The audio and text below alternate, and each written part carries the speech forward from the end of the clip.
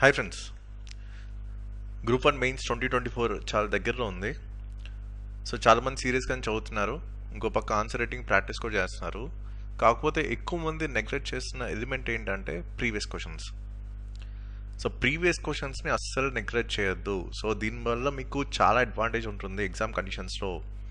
So ఇప్పటి నుంచి కూడా ప్రీవియస్ క్వశ్చన్స్ తీసుకొని వాటిని అనలైజ్ చేసి కొంచెం బ్లూ ప్రింట్తో ఫిగర్ అవుట్ చేసి వాటిని కనుక ప్రాక్టీస్ చేసుకుంటే డెఫినెట్గా మీకు కాంపిటేటివ్ ఎడ్జ్ అనేది ఎగ్జామ్ కండిషన్స్లో మీకు దొరుకుతుంది. సో ఇక్కడంతా కూడా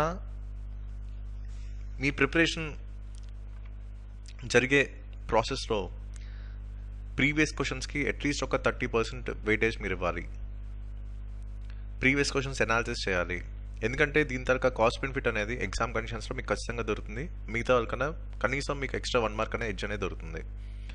మీకు డైరెక్ట్ ఆర్ ఇండైరెక్ట్లీ ఈ పీవైక్యూస్ అనాలిసిస్ అనేది, అలాగే పీవైక్యూస్ ఆన్సర్ రైటింగ్ ప్రాక్టీస్ అనేది డెఫినెట్గా ఎడ్జ్ అనేది ఉంటుంది. సో కాంపిటీషన్ కూడా చాలా టఫ్ ఉంది.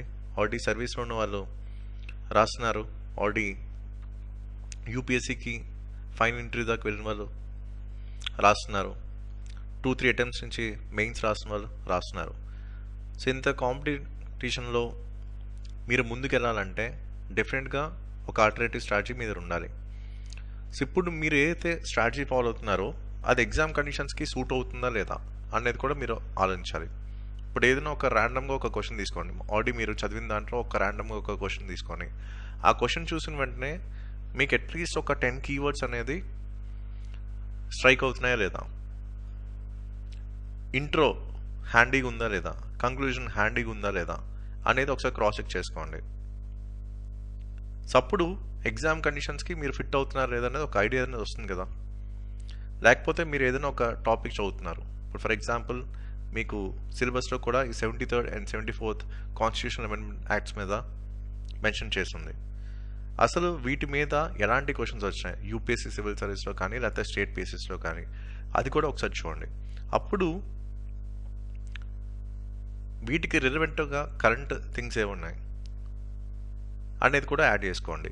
అప్పుడు డైరెక్ట్ ఆర్ ఇండైరెక్ట్లీ మీకు క్వశ్చన్ రావడానికి ఛాన్స్ అయితే ఉన్నాయి కదా. సో నేను ఎక్స్పెక్ట్ చేస్తున్నాను ఈ పర్టికులర్ ఏరియా మీద ఒక క్వశ్చన్ అనేది రావడానికి చాలా ఎక్కువ అవకాశాలు ఉన్నాయి. సో ఏవైతే మనకి రిలవెన్సీ ఎక్కువ ఉందో, ఎక్కువ పీవైక్యూస్లో మనకి కనిపించాయో ఈ హిడెన్ ఏరియాస్ అన్నీ కూడా, సో వాటిని మీరు ఎక్కువ ఫోకస్ చేయాలి అండ్ కంటెంట్ అనేది కూడా బిల్డ్ చేయాలి. ఇప్పుడు ఫర్ ఎగ్జాంపుల్ ఈ క్వశ్చన్ తీసుకుందాం. ఇది ఆల్రెడీ ప్రీవియస్ క్వశ్చనే, రీసెంట్ టైమ్స్లోనే వచ్చింది వేరే స్టేట్ పిఎస్సీలో. దీని తరక రూట్ చూసుకుంటే ఆల్రెడీ ఇంతకుముందు అడిగిన ఎగ్జామ్స్లో ఉన్నాయి. కాబట్టి ఇలాంటి type of questions directly or indirectly కానీ మీ ప్రిపరేషన్ నుంచి అక్కడ ఎగ్జామ్లో కనెక్ట్ అయ్యింది అనుకోండి, మీకు ఎంత అడ్వాంటేజ్ అవుతుంది, అది మనకి ఇక్కడ ఇంపార్టెంట్. సో ఎందుకంటే ఇక్కడ స్కోర్స్ కూడా చూడండి, మీరు అనుకున్నట్టు కాదు, 95 క్రాస్ అయ్యి కూడా మార్క్స్ వస్తున్నాయి. ఇప్పుడు ఫర్ ఎగ్జాంపుల్ నా దగ్గర గైడెన్స్ తీసుకున్న వాళ్ళదే చూపిస్తాను మీకు. ఫర్ ఎగ్జాంపుల్ మీ స్టేట్ అబ్బాయి, తెలంగాణ స్టేట్ అబ్బాయి ఆదిత్య నా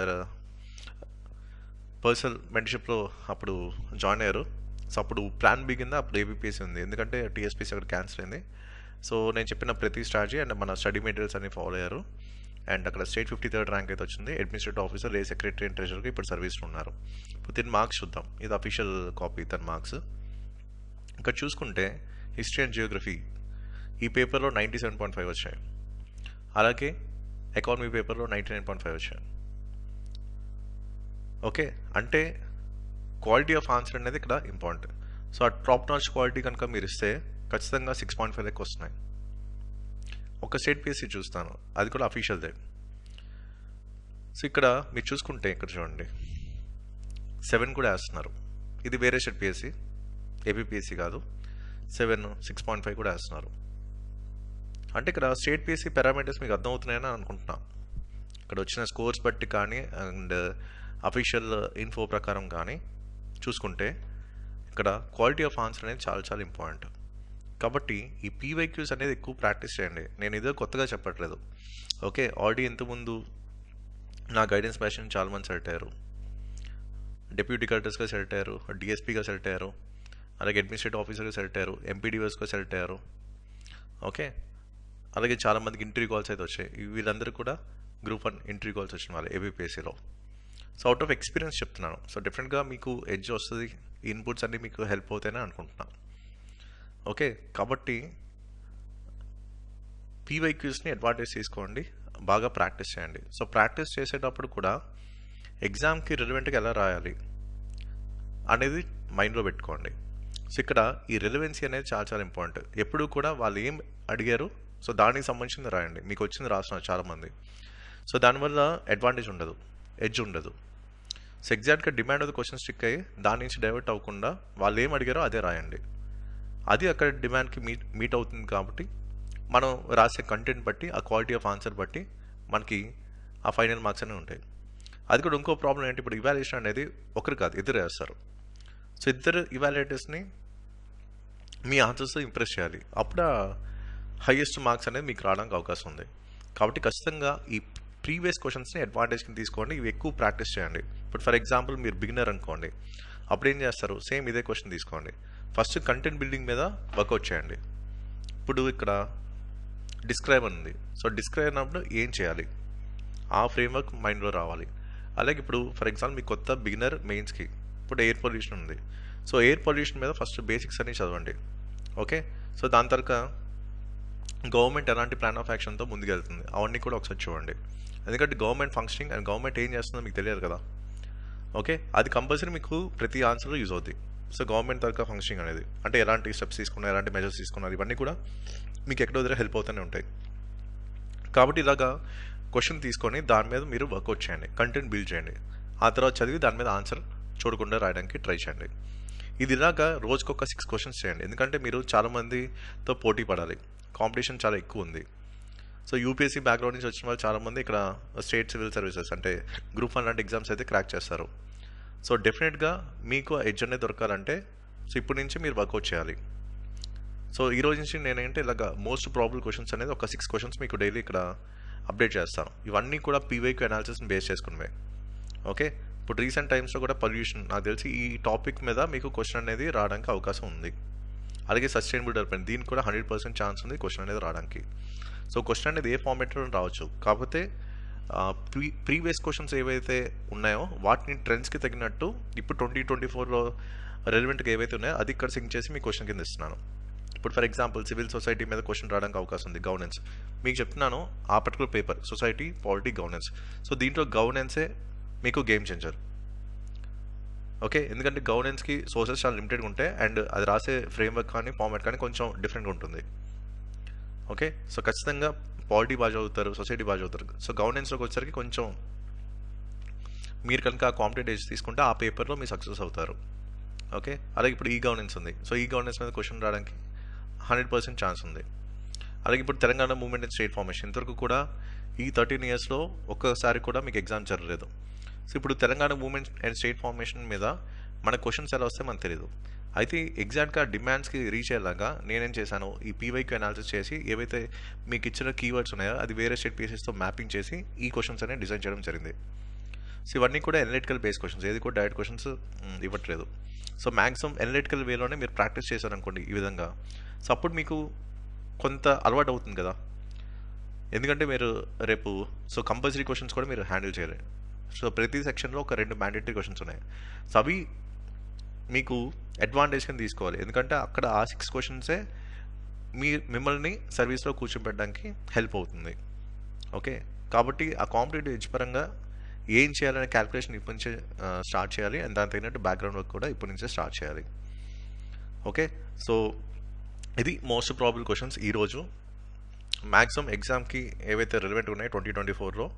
సో అవి ఇక్కడ నేను పోస్ట్ చేస్తూ ఉంటా యూట్యూబ్లో. అలాగే మన టెలిగ్రామ్ ఛానల్ లింక్ కూడా మన యూట్యూబ్ వీడియో కింద డిస్క్రిప్షన్లో ఉంది. సో అది కూడా మీరు చూడొచ్చు. అక్కడి నుంచి కూడా ఈ ఫైల్స్ అనేవి డౌన్లోడ్ చేసుకోవచ్చు.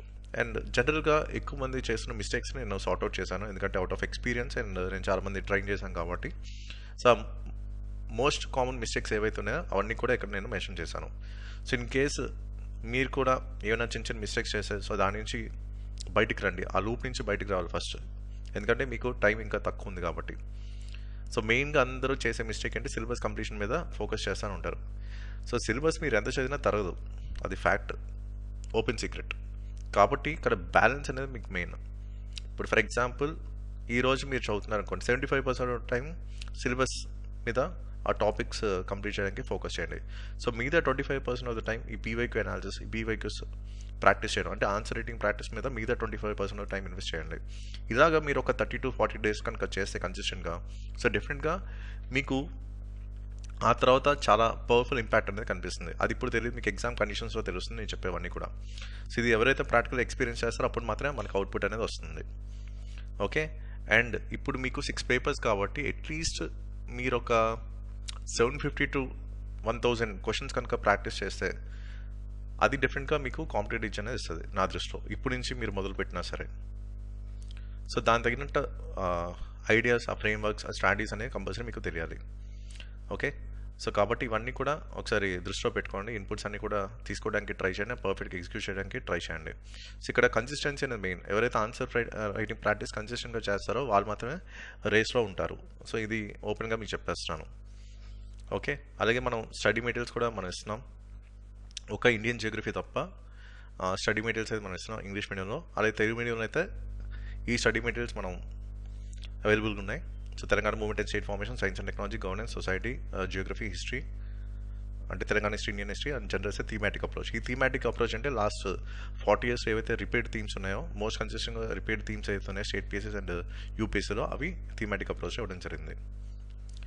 సో అదనమాట. ఓకే, సో తెలుగు మీడియంలో కూడా మెటీరియల్స్ అనేవి ఈ ఫార్మాట్ ఉంటాయి. ఇన్ కేస్ మీకు ఏమైనా ఇంట్రెస్ట్ ఉంటే మీరు ఈ నెంబర్కి వాట్సాప్ చేయొచ్చు, 8143746589. So that's video and thank you for watching.